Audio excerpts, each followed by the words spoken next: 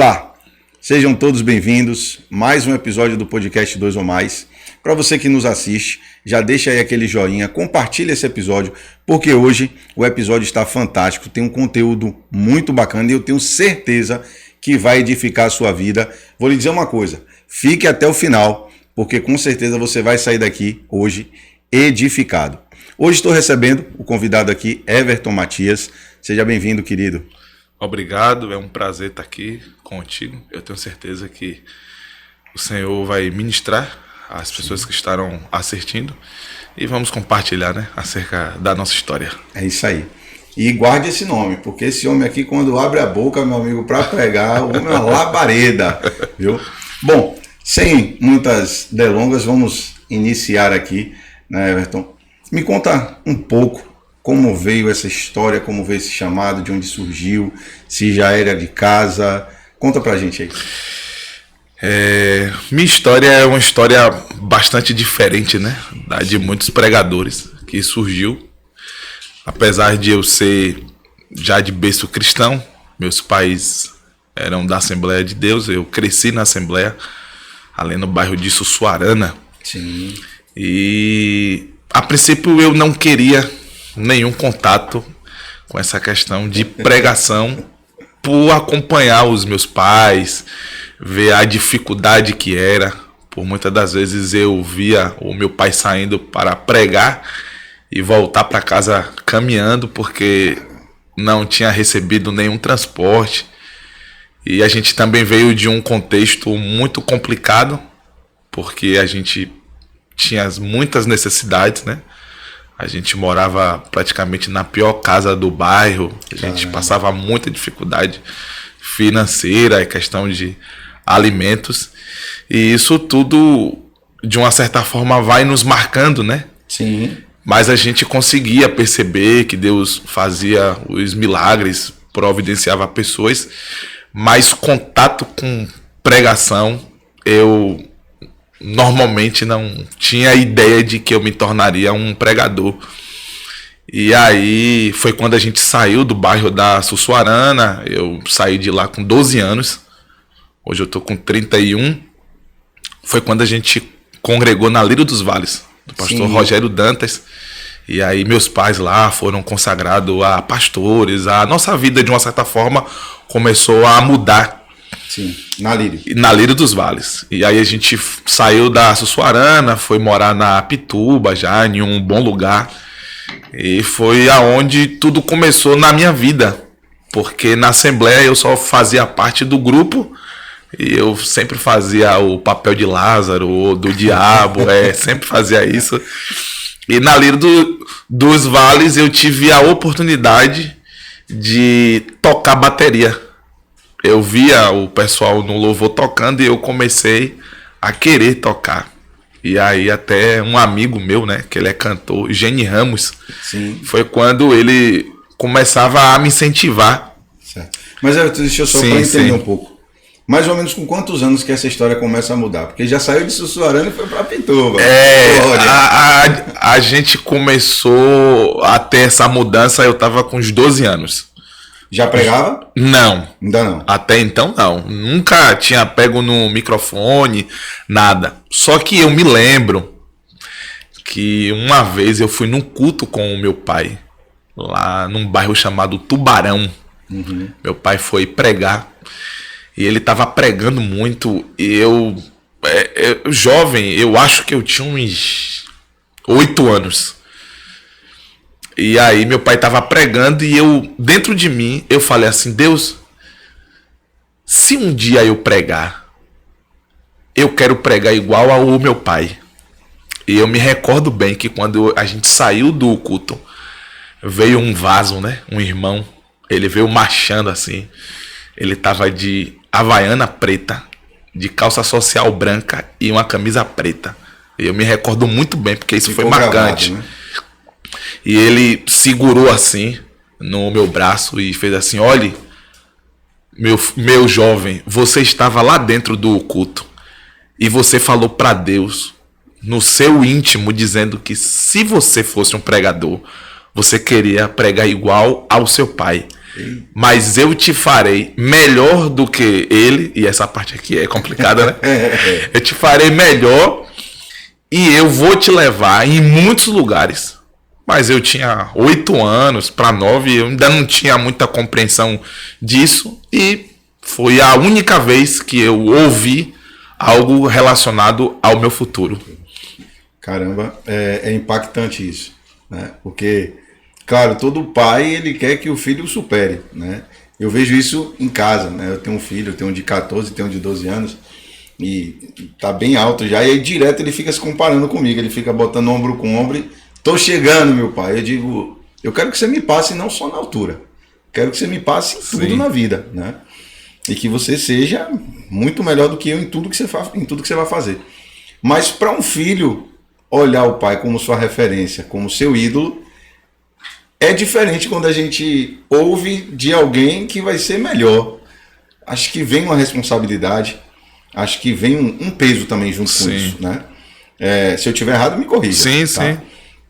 Passei por isso também, né? A gente trabalhei junto com meu pai também durante bons anos e tinha-o como referência também, e a gente ficava sempre nessa, né? Como vai ser? Só que vem essa responsabilidade, e ainda mais dentro de uma igreja, né? Você olhar para seu pai como referência, ter todo mundo ali que já congregava naquela igreja, imagina a responsabilidade. Veio o peso da responsabilidade. Como foi de fato essa palavra que você ouviu? A princípio, quando eu escutei, eu fiquei assim, meio que sem chão, porque eu não tinha pronunciado isso, eu não tinha falado. Sim. Isso foi algo interno. Sim.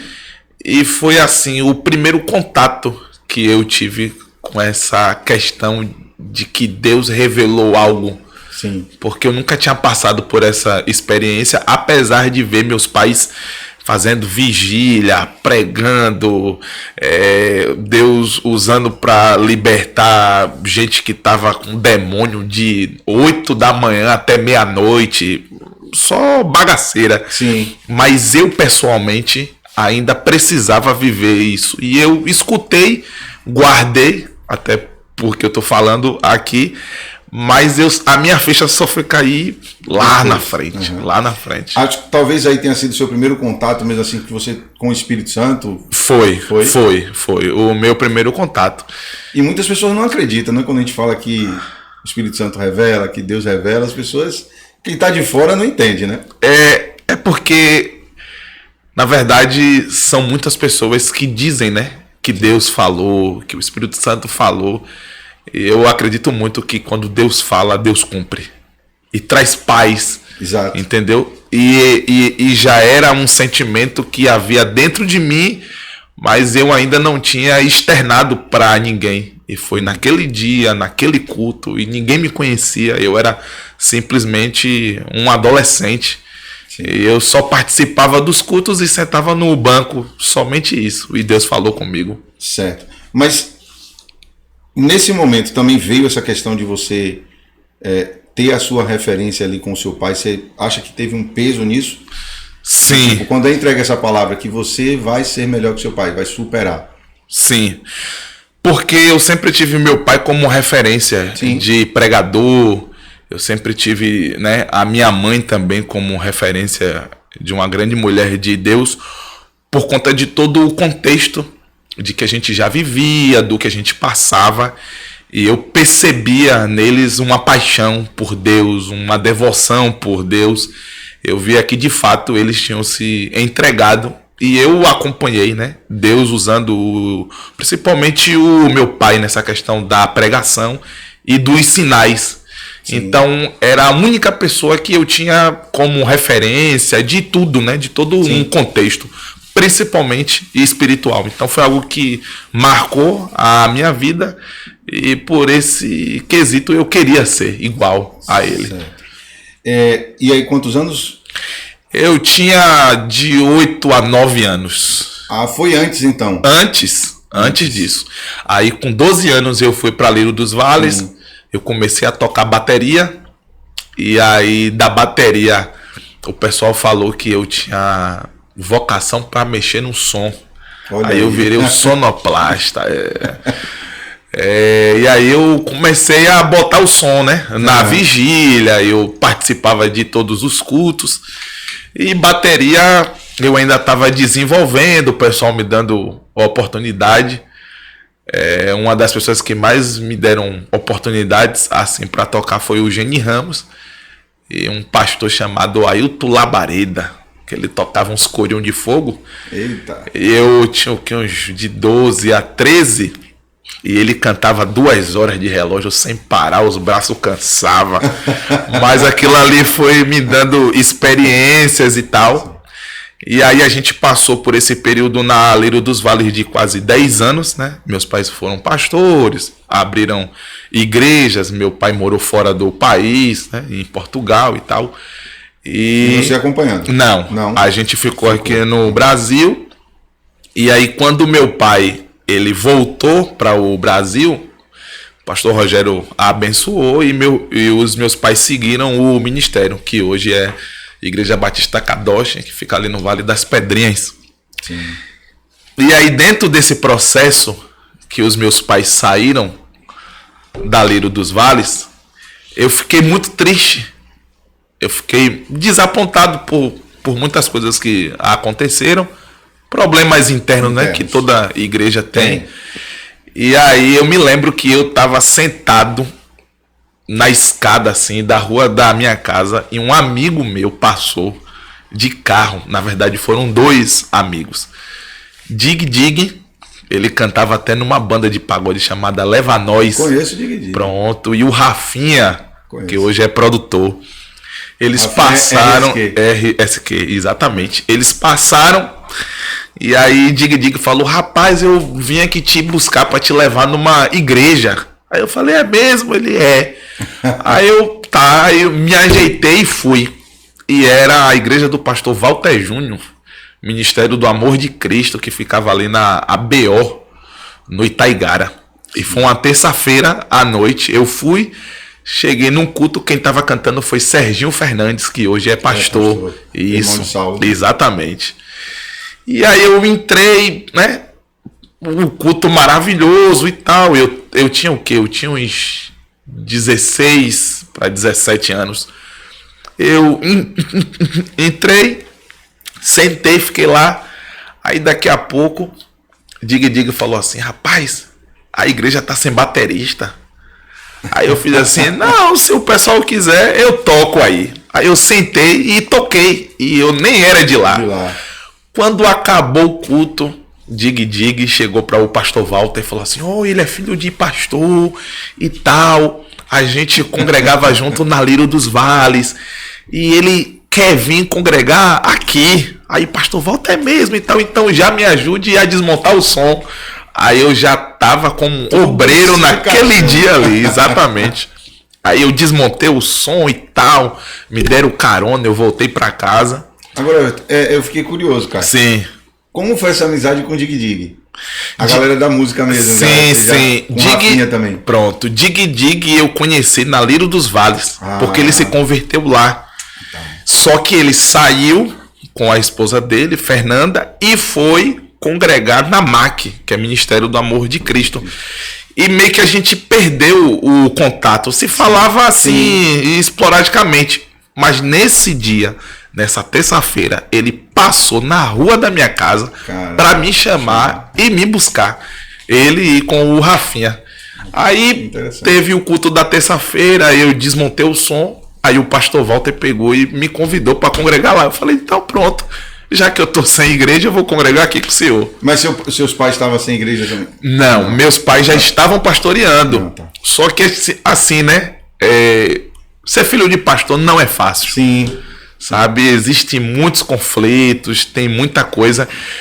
E eu creio... também assim, seu pai, eu creio que deve ser mais tradicional. Sim. Mais, né? Sim. E aí você é mais jovem e tal, tem uma outra cabeça, uma outra visão de mundo do evangelho. Perfeito. E eu precisava desse tempo. Eu precisava desse tempo para Deus me tratar, me curar, me restaurar. Porque eu precisava conhecer o amor de Deus que eu ainda não conhecia. Uhum. Eu vim de uma raiz assembleana e os mais antigos sabem, né? que lá não se tratava muito acerca dessas coisas. Sim. E eu precisava conhecer um Deus diferente do que me apresentaram durante muito tempo da minha vida. E então, aquele tempo que eu entrei na MAC foi o tempo onde Deus me curou, Deus me restaurou, Deus sarou algumas feridas que tinham sido abertas por conta da mudança de igreja, por conta de tudo que aconteceu. Eu precisava desse tempo para não me perder naquilo que Deus tinha no futuro para a minha vida. Sim, sim. Incrível, né, sua história, e eu acho que às vezes é o que eu digo. Tem coisas que são necessárias, né? Como está escrito na Bíblia, que há um tempo certo para todas as coisas, um tempo certo e determinado para que todas as coisas aconteçam debaixo dos céus. E eu acho que assim, a gente tem que se permitir. Porque talvez se você ficasse se punindo, se cobrando e mantendo aquela fidelidade ali no ministério do seu pai, talvez você não estivesse aqui hoje. Sim. Não é verdade? Então acho que assim, nós seres humanos a gente tem que se permitir, é sentir no coração e fazer, né? E me conta quando começou esse desenvolvimento mesmo e esse dom, esse chamado que Deus tem na sua vida, quando você começa a pregar e canta para você que está nos assistindo aqui.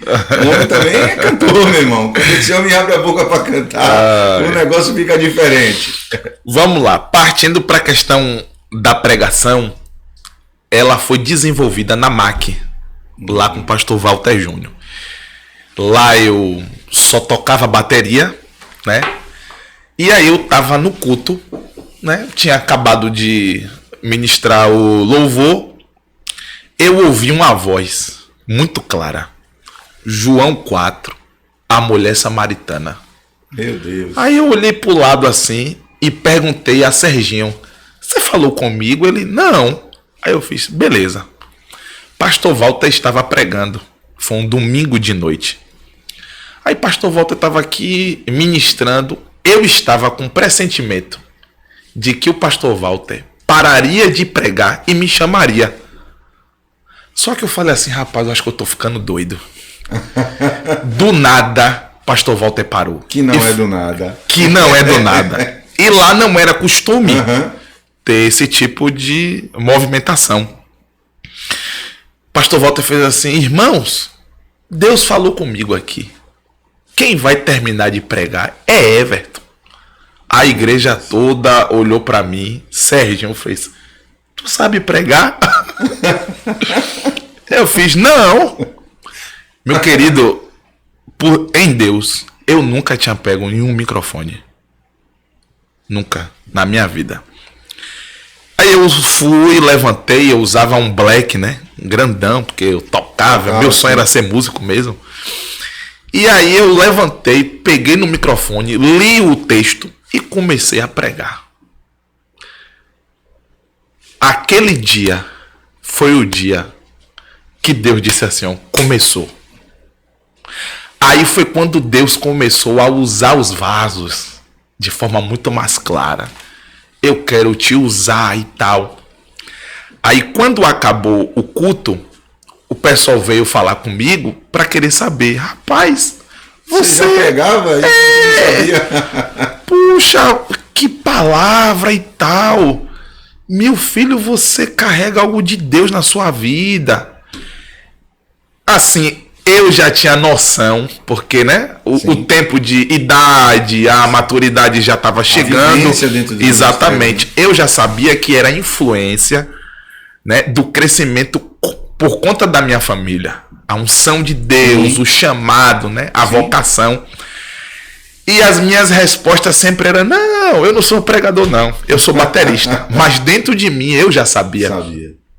Aí foi quando o pastor Walter, através de Marcinho, que é músico do Harmonia do Samba, casado com Cleise, que hoje mora nos Estados Unidos, ele assumiu toda quarta-feira um culto nos lares.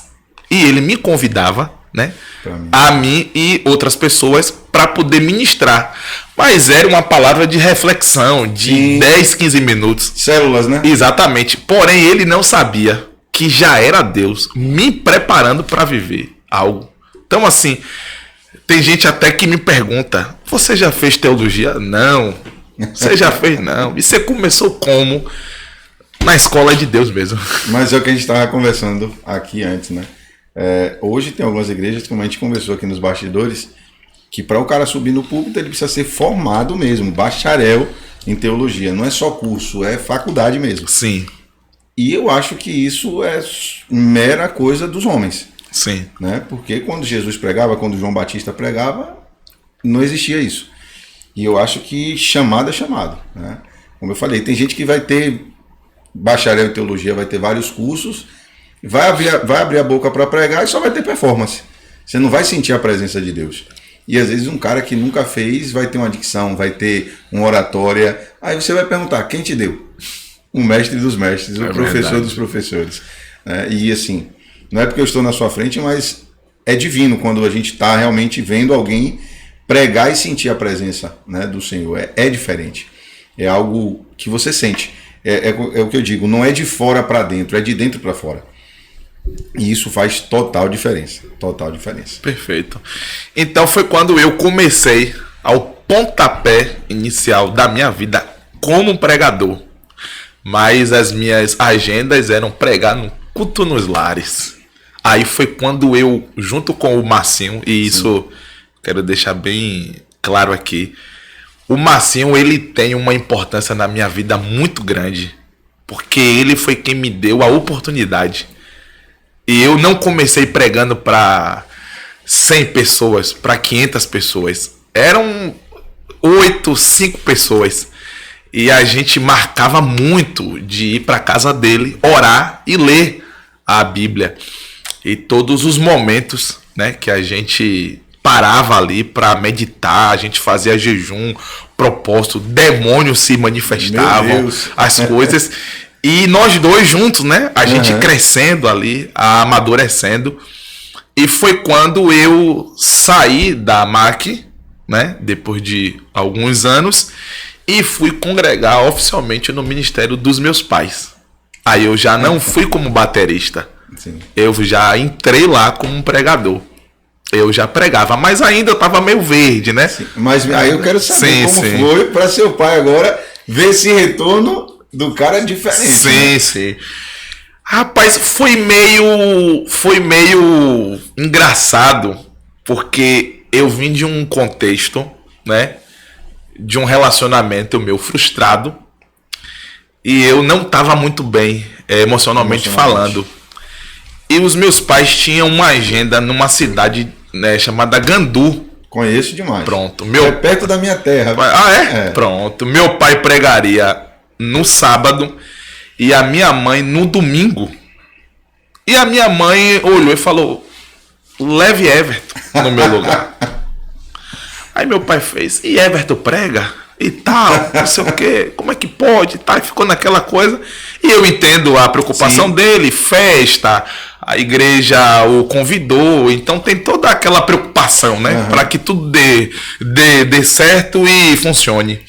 E aí eu fui. E foi a primeira vez na minha vida que eu subi num altar como um pregador para pregar em uma igreja diferente, grande e tal. Eu me lembro que eu preguei Ezequiel 37, a visão do Vale dos Ossos Secos. E aí foi nesse dia que o meu pai me viu pregando pela primeira vez, que ele pegou e falou: rapaz, você é um pregador mesmo, e que bênção e tal. Aí foi quando eu fui congregar com eles, e aí eu assumi a liderança dos jovens. Então eu já pregava todos os sábados, né? Eu já pregava no culto de doutrina, eu já participava, eu já era mais ativo, eu já era mais presente. E aí a gente sabe que, né, praticando, pregando constantemente, a gente vai podendo amadurecer. E aí foi quando ele realmente olhou para mim e falou: rapaz, o povo tá falando de você aí, não sei o quê. E como foi receber isso aí de seu pai? Sua referência, seu ídolo? Pra mim foi maravilhoso, né? Porque eu sempre tive meu pai como um dos melhores pregadores, né? Eu cresci ouvindo o meu pai pregar. A forma dele, assim, bem pentecostal, bem eloquente, daquela voz rouca, pesada. E ele não só pregava muito bem, mas como ele fluía muito nos dons principalmente de revelação e de cura, né? Eu tive a oportunidade de ver um jovem entrar morto no fundo da nossa casa e sair vivo, né? Deus fez o milagre e tantos outros milagres que a gente passaria horas falando aqui. Mas para mim ter o retorno dele foi maravilhoso. Ali eu percebi que de fato eu estava fazendo a coisa certa e estava indo na direção certa. Que bacana, que bacana. Sua história muito bacana e parece um pouco com a minha. Eu comecei a pregar também em culto nos lares. Sim. Comecei numa célula ali e eu me perguntava muito, eu falava, Deus, mas será que eu prego? Será que realmente está fazendo sentido isso? Mas eu creio que da mesma forma que você prega para 200, se você pregasse para 1, você vai pregar da mesma forma. Sim. Porque não é pela quantidade, é pelo amor que você carrega, na verdade. Eu aprendi, eu sempre vou usar a referência dos meus pais porque eu tenho muito isso. Uhum. Eu não costumo pegar alguém da internet e ter como referência, porque é famoso. Eu tenho referência com pessoas que... Casa. Perfeito. E eu sempre vi que meus pais, eles nunca mediram esforços para cumprir o propósito de Deus. Então, meu pai pregava para 5 pessoas, parecendo que estava pregando para uma multidão de gente. Isso é bacana. E eu sempre tive isso na minha vida como um princípio. Uhum. Então, assim, quando eu cheguei no ministério deles, que eu já estava um pouco mais maduro, já tinha mais noção do que estava acontecendo comigo, com o que de fato Deus queria, que eu comecei a ir para monte, a me consagrar, a buscar mais de Deus, eu fiz alguns votos com Deus. E um dos votos que eu fiz foi que eu pregaria, independente de lugar, de quantidade, de oferta, de qualquer coisa. Eu, a partir daquele momento que eu entendi que eu estava me tornando um pregador, de fato eu cumpriria o propósito de Deus na minha vida. Então hoje eu prego para 1, 2, 3, 4, 5, não tenho isso. E foi quando eu tive a oportunidade de viajar para São Paulo. Eu fui para o Rio, isso lá no começo, né? Sim. Ainda estava começando. E eu tenho até a foto aqui. Eu não sou muito de ficar tirando foto, sim. Mas eu tenho uma foto que me marca muito, que eu estava na cidade de São Paulo com um amigo meu lá chamado Tiago Silva e o Jussivan. E eu fui pregar numa igreja que tinha 3 pessoas. Caraca. E para mim foi a melhor mensagem da minha vida, sabe? O pastor chorava, o povo chorava. Eu falei, Deus, é isso que eu quero para a minha vida. Então eu vim dessa escola, sim. Eu vim desse princípio, sabe? De valorizar, de entender que assumindo o microfone de uma igreja, eu tô ali para ser resposta de Deus na vida de pelo menos uma pessoa que tá ali. Muito bacana, Everton. Vou só falar um pouquinho aqui rapidamente dos nossos patrocinadores. Para você que está nos assistindo e você que quer fazer seu evento, seu aniversário, você que tem sua casa de show, seu restaurante, o nome é Gelo Baiano. São gelos saborizados, diferenciados. Então você pode fazer seu drink ali sem álcool, que fica maravilhoso. São gelos saborizados com a essência da fruta mesmo, não só usa aquela coisa artificial não. Então, você que tem seu bar, você que tem aí seu restaurante, você que quer fazer seu casamento, seu aniversário, seu evento, vai lá no @gelobaianooff e manda lá um direct para eles que a equipe deles vai estar te atendendo lá e aí você pode fazer o seu pedido. Eu te garanto, você não vai se arrepender e vai levantar o seu evento, porque é um negócio diferenciado. E para você que está pensando em ingressar na internet, você que não sabe ainda por onde começar, em algum lugar da tela, primeiro você vai ver um QR Code. Então você pode pegar seu celular, ler esse QR Code, você vai cair no WhatsApp extremamente personalizado e lá você pode tirar todas as suas dúvidas. Nós temos uma mentoria chamada Você no Digital. Você pode ser advogado, médico, pastor, engenheiro, psicoterapeuta, psicólogo, qualquer que seja a sua profissão. Hoje o digital já é uma realidade. Se você não estiver no digital, você vai ficar para trás. Então, se você quer começar a sua carreira no digital, pega o seu celular, faz a leitura desse QR Code, que a gente vai te direcionar da forma correta. Como você postar, como você fazer o vídeo. A gente vai lhe ensinar passo a passo. A gente vai pegar na sua mão e vai te ensinar passo a passo. E se você já sabe, já tem um trabalho desenvolvendo na internet, o nome é esse, é Vortex. Isso aí é uma empresa onde você pode tê-la como sua parceira para desenvolver. Ela faz toda a sua gestão de mídia, toda a sua gestão de brand, toda a sua gestão de marca, toda a logística das suas redes sociais. Lá você vai encontrar os melhores profissionais. Então não perca essa oportunidade. Se você quer começar, faz a leitura aí do QR Code e manda o direct lá para a gente. E se você já está no digital, mas você quer alavancar os seus resultados, ter novos horizontes, o nome é esse aí, é Vortex. Vai lá e contrate, porque você não vai se arrepender. Bom, Everton, voltando aqui, agora eu vou entrar em alguns temas meio que polêmicos, tá? Que, assim, que faz parte também. O que você acha de um pregador, um pastor itinerante, cobrar para poder pregar? É polêmico. É polêmico. É polêmico. O que é que você acha? Vamos lá. Existem, né, vários pensamentos, mas eu acredito naquilo que a Bíblia diz. Que o obreiro é digno do seu salário. Isso. E a gente sabe que as igrejas, né, elas vivem uma realidade bem diferente. Existem igrejas que podem pagar até R$1 milhão para um pregador.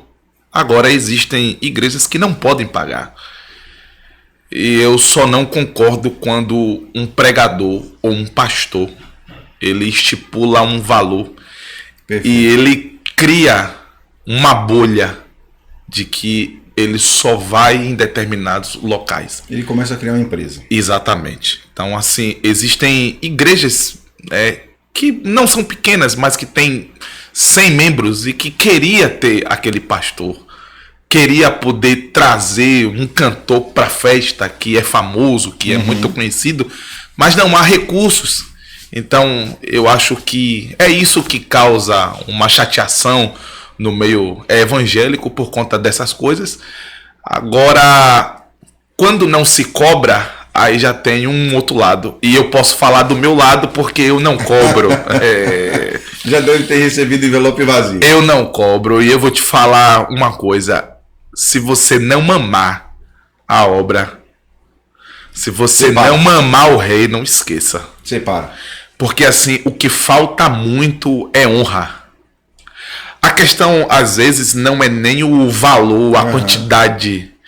É a questão do princípio da honra. Exatamente. Eu já fui para igrejas que eu preguei e quando acabou, o pessoal ficou na porta com a salva e me deram R$5 de moeda. O pastor entrou num Corolla, os irmãos saíram de carro e eu fui pro ponto de ônibus. Eu já fui pregar em lugares que eu cheguei, sentei no último banco e o pastor falou assim: irmãos, o pregador não veio não. E eu ter que comunicar que eu era o pregador. Aí o pastor fez: o pregador tá aí, vem cá. Aí eu ia lá na frente pregar, acabar o culto, ele: obrigado, viu? E eu ter que ficar na estrada pedindo um carona para poder voltar para casa. Eu acho que nem meus pais sabem disso. Agora eles vão saber. Então, assim, agora existem lugares que você vai e tem honra. Que eles te honram. Entendeu? Então, assim, eu acho que dá para se conseguir um equilíbrio, principalmente de quem cobra e principalmente de quem convida. Porque as pessoas convidam e normalmente não perguntam como é que o senhor vem, aonde mora, tem carro, quer fazer um lanche. Tem lugares que a gente acaba de pregar, dá uma coxinha de 5 dias lá, que a galinha acho que tava na encruzilhada e fizeram lá e deram. Infelizmente, entendeu? Não, cara, eu te fiz essa pergunta porque, assim, eu converso com alguns amigos e a gente, às vezes, troca algumas experiências. Sim. E eu já vi, meu irmão, cada situação. Receber envelope vazio, dizer que vai pagar uma quantia que vai, né, honrar, na verdade, porque não é pagar, é honrar. E o cara não receber, combinar, dizer que aí chegar na hora, falar que não teve, vou fazer o Pix. Eu hoje tenho o Pix, né? Uhum. E aí eu tenho um amigo que tem 1 ano, tem outros que 6 meses e até hoje o Pix não chega. Eu também sou dessa política. Eu acho que cobrar, eu acho que a gente não deve cobrar. Mas assim, quando você convida alguém para sua casa, para um almoço, para um jantar, você recebe essa pessoa com princípios e com honra. Sim. Porque no mínimo, se você não fizer por ela, você vai fazer por você, porque você vai pensar assim, eu vou receber bem para não sair daqui falando mal. Perfeito. Não é verdade? Agora, por que não honrar o pastor que vai pregar, o evangelista, seja lá quem for, mas honrar o pregador, pô, né? Da mesma forma que você vai receber um convidado na sua casa, você prepara tudo ali para receber com honra, por que não, né? Honrar ali o pregador.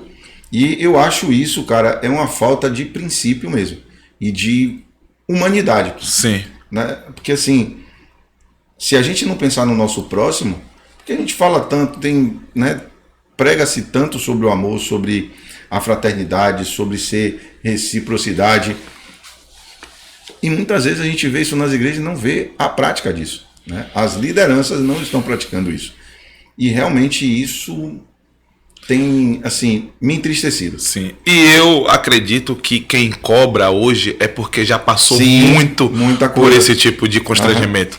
Teve uma vez que eu fui pregar em Camaçari não, em Feira de Santana. Eu fui pregar numa vigília e aí eu cheguei na vigília meia-noite, me deram oportunidade 4h50 da manhã para encerrar 5. Eu preguei 7 minutos, entreguei ainda sobrando tempo e a igreja tinha quase 800 pessoas e me largaram no meio da rua. Aí eu tive que pegar uma carona com um pessoal que estava vindo de Kombi, só que a Kombi estava irregular e estava tendo uma blitz. O motorista teve que cortar caminho por dentro de uma vegetação. Eu tive que descer e tive que pedir dinheiro emprestado a uma pessoa para poder voltar para casa. Aí nesse dia eu voltei chateado. Aí eu chorei nesse dia, viu? Eu fiquei tão triste, tão triste. Foi tão difícil lidar com aquilo, porque tinha muitos outros pastores e cantores e todo mundo saiu bem, que eu vim saber depois. Mas essas coisas acho que serviram para forjar o meu caráter. Exatamente. Assim, é complicado. E hoje é o que eu digo, o combinado não sai caro. Porque assim, se você também não pensar em você, porque a Bíblia diz o quê? Amar o próximo como a ti mesmo. Então, se você não se preocupar com você, cara, não espere que o outro se preocupe, não. Sim. Então, eu acho que hoje, se alguém te chama para pregar, você tem que mais ou menos fazer ali uma conta assim. Por exemplo, você vai pregar em feira, nada que você não receba pelo menos R$250. Sim. No mínimo.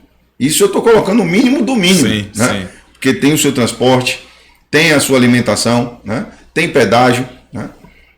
Então, menos que isso não dá para o cara ir. Né? É pela obra, beleza, mas e você também? Né? Vai ficar à toa assim? Não, mas se não tiver carro, né? Como é que o cara vai fazer? Então, é complicado. Exatamente. É complicado. Fora também, você tem que combinar isso. Fora também a questão do preconceito. Infelizmente. É até um assunto polêmico. Sim. Mas há preconceito, né? Essa questão da distinção. Sim. De como você se veste, da sua cor da pele, se você é negro, se você é branco. Infelizmente, eu já passei e passo, né, por essa questão até de racismo dentro dos próprios templos. Pastores que se referem, vamos ouvir o neguinho e tal. E assim, a depender, né, de quem você seja, da cor da sua pele, o tratamento é diferente. Igrejas que não aceitam se o pregador for negro. Tem muito isso. Não dá para citar nome aqui, senão eu vou receber um bocado de processo. Mas tem, infelizmente tem. Infelizmente tem. Caramba. E a gente que é pregador itinerante, eu não falo só por mim, mas eu falo com certeza para muitos outros que pregam. Se não tiver convicção e certeza do chamado, não aguenta. Cara, mas assim, eu vou te dizer uma coisa, velho. Se realmente, assim, claro, isso acontece, Sim. não é duvidando da sua palavra. Sim. Mas assim, se realmente você tem essa certeza, meu amigo, junte forças e você não pode ficar calado, não. Você não pode ficar calado. Porque quanto mais você se cala, eu falo muito isso. Os maus se levantam porque os bons se calam. Então a gente não pode, pô. A gente não pode deixar isso acontecer. Dentro de igreja ter preconceito, dentro de igreja ter distinção, não pode, cara. Infelizmente a gente... Eu sei que não é fácil. Sim, sim. Mas junte forças e conte comigo. Sim. Conte comigo, conte com esse espaço aqui. Porque não é porque eu quero polêmica, porque nunca me envolvi em polêmica, não me interessa isso. Mas eu não posso ouvir isso e ser conivente de dizer, não, o cara tem que ficar calado. Não. Conte comigo. Sim. Conte comigo porque tá errado. Eu acredito. E eu sou daquele princípio, assim, hoje eu sou evangélico, também sou pastor. Eu sou daquele princípio, eu passei por vários lugares, né? Passei por várias religiões, por seitas. E quando eu encontrei o evangelho, eu me encontrei. E eu não posso me calar de ver coisas erradas dentro do evangelho, dentro da presença de Deus, e também me calar. Porque eu via muita coisa errada nos lugares que eu passei, mas eu não tinha ainda um nível, né, dentro da religião, dentro da seita, então eu ficava calado. Mas Cristo é o nosso centro e Ele é o nosso presidente. Então é só isso que eu posso te dizer nesse momento. E conte comigo. Perfeito. Conte com esse espaço. Por isso que o nome é 2 ou mais, porque onde estiverem 2 ou mais, Ele se faz presente. E vamos unir forças, cara. Amém, amém. Viu? Vamos unir Amém. força, porque aí mexeu. Mexeu.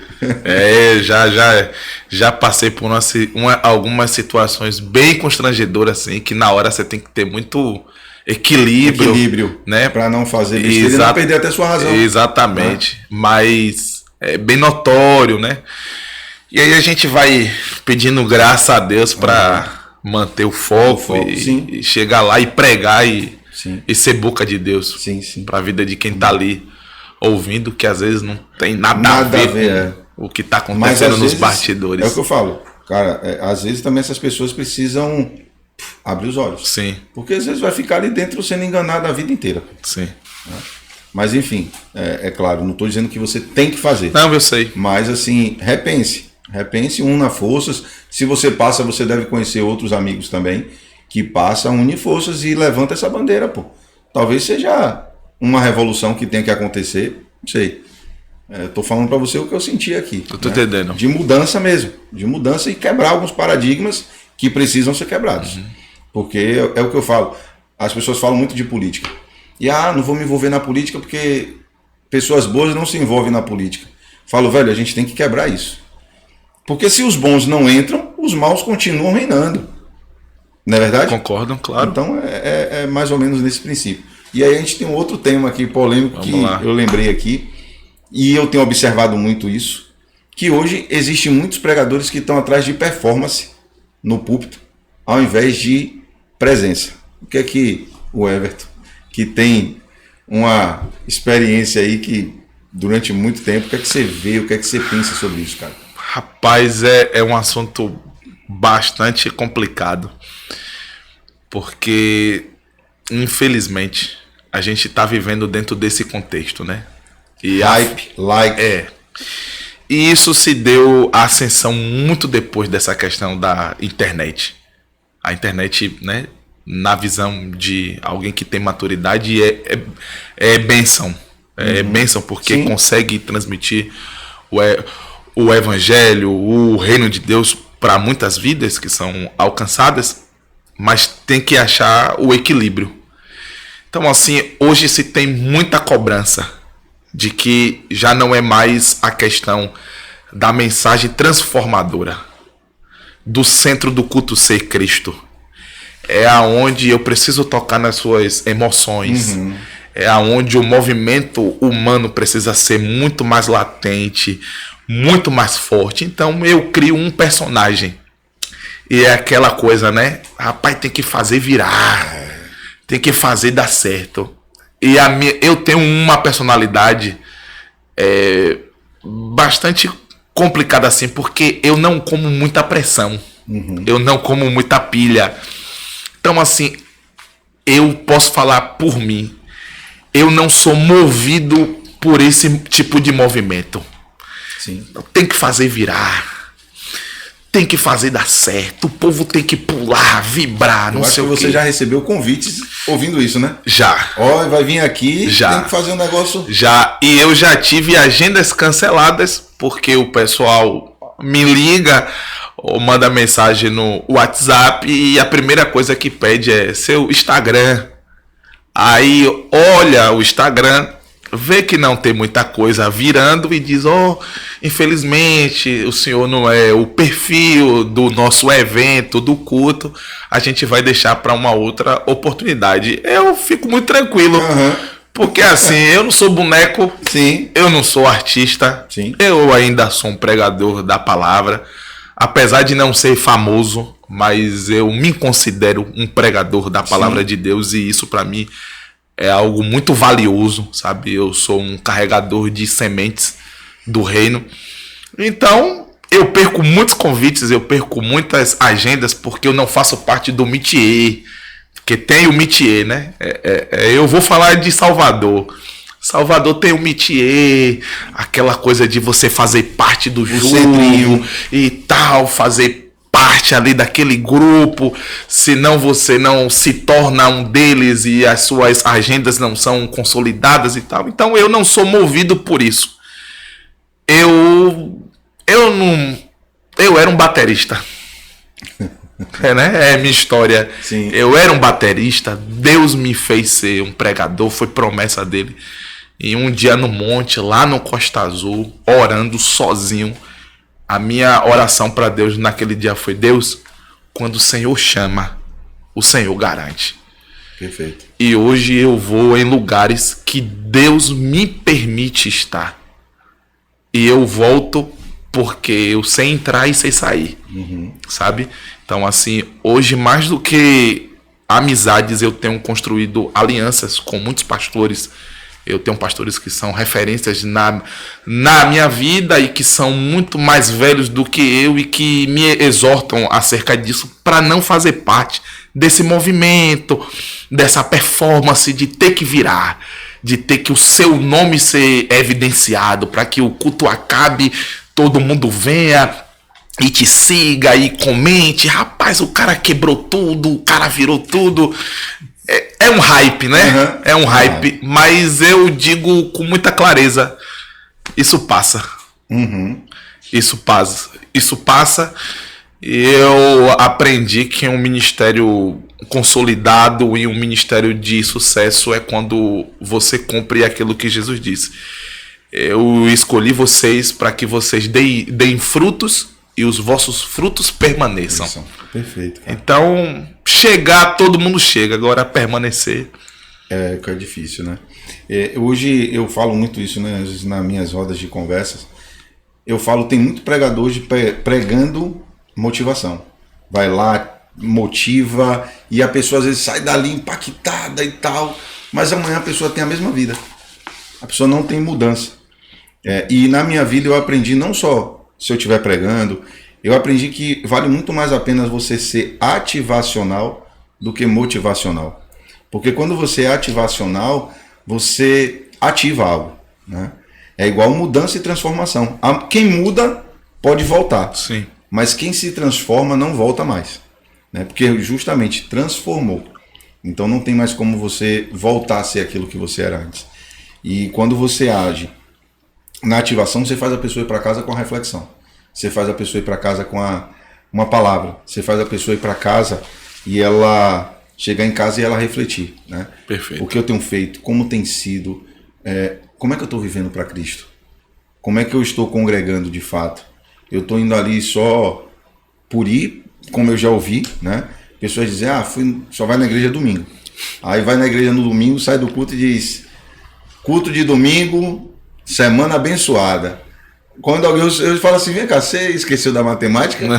não sabe mais fazer matemática? Quer dizer que você passa 3 horinhas num culto e está contando 3 horinhas como 7 dias. Não tem um equilíbrio, né? Mas enfim, eu acho que a gente tem que ter esse olhar, né? E os pregadores mais jovens, sou jovem também, né? Sim, sim. Mas a gente tem que ter essa visão, né? Porque hoje eu vejo muito performance, cara. Eu vejo disputa às vezes. Sim. Eu vejo às vezes um cara, já assim, comentam às vezes meio que brincando e tal. Ah, você veio pregar para me intimidar. Tem isso. Não tem? Você veio para me intimidar. Não é, cara. Tem isso. A gente não está disputando, a gente não está buscando. O único lugar que a gente quer é morar com ele, né? Então, às vezes eu fico olhando assim, observando, não, cara, eu não estou disputando com você, né? É que tem se perdido a essência, né? De fato, do que é importante. E do pilar principal, que é a mensagem do Evangelho de Cristo chegar na vida das pessoas. Então, hoje tem aquela certa malícia, né? Que envolve tanto dos pregadores quanto dos líderes. Sim. Que convida tal porque tal vira. Então ali 20 minutos naquele rompante e tal fez o movimento e parece que foi o culto mais top. Só que eu gosto muito daquele texto quando Jesus chega a um tanque de Betesda e tem um paralítico lá há muito tempo esperando o anjo descer para movimentar as águas e quem descer primeiro é curado. E na verdade Cristo anula todos os movimentos externos, né? E cria um movimento interno de dentro para fora. E diz, se você quer ser curado, levante-se. Então, essa mensagem que eu acredito, claro que, né, existem cultos diferentes, cada igreja conduz ali da melhor forma que acredita que seja, mas eu acredito que a mensagem do Evangelho ainda é o centro. Ainda é o centro. E não sair de casa com aquele pensamento de que não, eu tenho que virar. Eu tenho que virar para ganhar tanto, eu tenho que virar para ganhar moral com o presidente ou com outro pastor que vai estar lá para me levar para o líder de jovens, o pastor da convenção. Eu acho que quando você vai com o coração aberto para cumprir um propósito, sim, Deus é responsável em abrir a porta, em te apresentar pessoas. Eu falo isso porque eu vivo isso na minha vida, sabe? Não, perfeito, perfeito. O que eu penso você não tem que ir para você ter que fazer o culto virar. Você simplesmente tem que ir para ser a presença. É ser a presença de Deus naquele lugar. Se vai virar ou não, não importa. Não importa se não virou para 100, mas sua mensagem vai virar para uma. Sim, e é o que mais importa, na verdade. Eu já cheguei em cultos que eu saí de casa com a mensagem, né? Chegou lá. E aí pensando, Deus, é isso aqui e tal. E quando eu assumi o microfone, Deus muda tudo. E na minha visão ali de momento... Como é que eu vou fazer isso? Eu falei, rapaz, não fluiu não. Mas a igreja dá o retorno. Ter salvação de almas. Já gente que depois me procura no Instagram, você estava pregando, você falou tal coisa e eu recebi, e no outro dia algo mudou na minha vida e tal. Gente que me manda mensagem, olha, você estava orando no final do culto e eu estava de câncer e fui curado. Tem um inúmero testemunho de muitas pessoas que falam. Então, assim, quando você vai de fato disponível ao que Deus quer falar, ao ambiente de culto, a ser algo espiritual e não emocional, existe um saldo muito positivo. Não tem dinheiro no mundo que pague isso aí, né? Quando você recebe uma mensagem dessa, quando você recebe uma prova dessa, né? Sim, então, assim, sim. Isso é muito bacana. Mas a gente precisa dar um recado também para quem está nos assistindo. Vamos lá. Que a gente tá falando, mas assim, entenda que com certeza não há lugar melhor. Porque assim, defeito você vai ver em todos os lugares, como eu falei aqui. Eu já passei por diversos lugares e eu nunca vi um lugar perfeito. Igreja também, quando eu me converti, eu achava que a gente ia ver muita perfeição, né? A gente tem, porque assim, a gente vem do mundo, a gente acha que é isso. mas também você vai ver coisas imperfeitas, porque não existe. Perfeito só teve um. Só teve um aqui, né? Então, assim, mas não vá para a igreja atrás de um pastor, de uma performance, de um pregador. Vá buscando a palavra. Vá buscando se conectar com o Espírito Santo. Porque se você vai para a igreja buscando o pregador, buscando aquele pastor, você está vazio. E ele não vai te salvar. O que te salva é o Espírito Santo. O que te convence, o que te converte é o Espírito Santo. Então que você também entenda, mas com certeza não há lugar melhor para você estar do que numa igreja. Porque você está na presença de Deus, não é verdade? Sim, perfeito. A igreja, eu amo pertencer a esse corpo, sabe? Estar em comunhão com os irmãos, eu amo servir a noiva de Cristo. É o nosso ofício, é o meu, é o seu. E a igreja é o lugar perfeito para pessoas imperfeitas. Então, muito bacana. A gente vai crescendo aí. Ó, a casa está aberta, quando você quiser voltar, volte. A gente já está chegando aqui no finalzinho do episódio e toda vez que eu trago um convidado, vou lhe pegar de surpresa hoje, mas você está preparado. Eu sempre peço para o convidado deixar sua mensagem para as pessoas que estão nos assistindo, aquilo que tocar no seu coração, essa câmera é toda sua, fique à vontade para plantar aqui a sua semente em quem está nos assistindo.